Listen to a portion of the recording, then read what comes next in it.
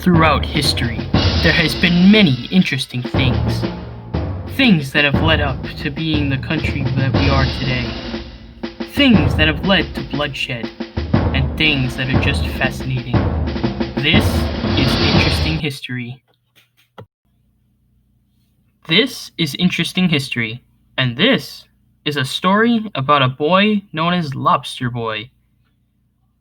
Lobster Boy, jeez. Grady Stiles Jr. was born in Pittsburgh in 1937. When he was born, he inherited a deformity at birth called extradactyly.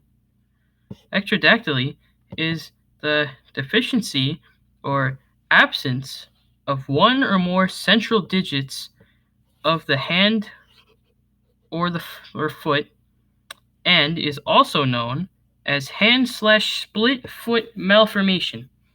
This deformity had given this boy the name of Lobster Boy.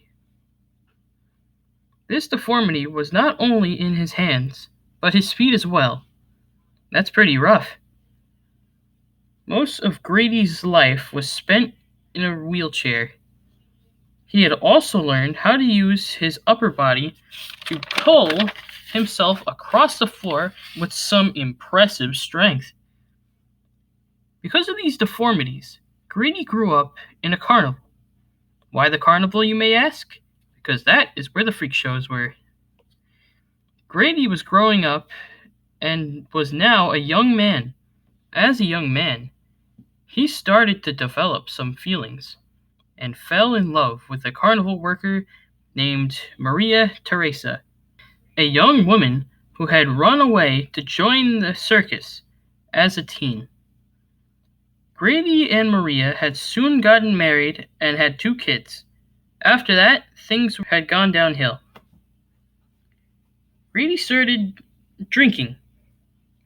But not only was he a drunk, he also had amazing upper body strength. Remember that? So he became very abusive towards his wife and kids. And if it wasn't bad enough, Grady would soon commit murder. Grady's daughter fell in love with the guy, but Grady did not approve of this guy. So he did the only rational thing he can think of and murdered his daughter's fiancé in cold blood on the eve of their wedding. When on trial, he admitted his violent act without any signs of remorse for what he has done. During the trial, he pointed out that he could not be in prison because no jail could accommodate him for his disability. He was then let off with 15 years probation and allowed to return home.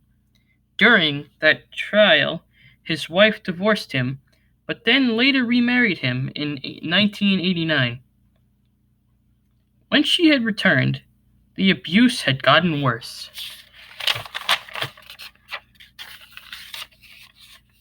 And then, a few years later, after they remarried, Maria paid her 17-year-old neighbor, Chris Wyant, $1,500 to shoot and kill her husband.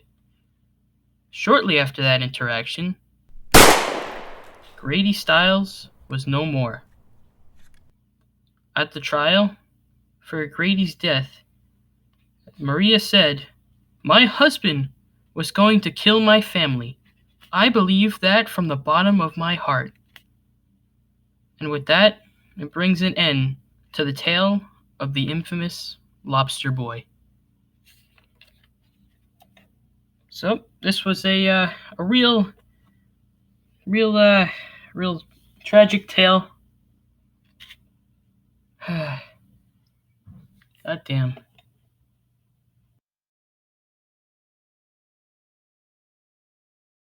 This is Interesting History, and this is about a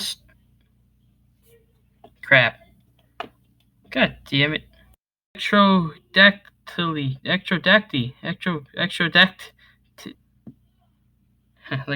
Like Saint Teresa?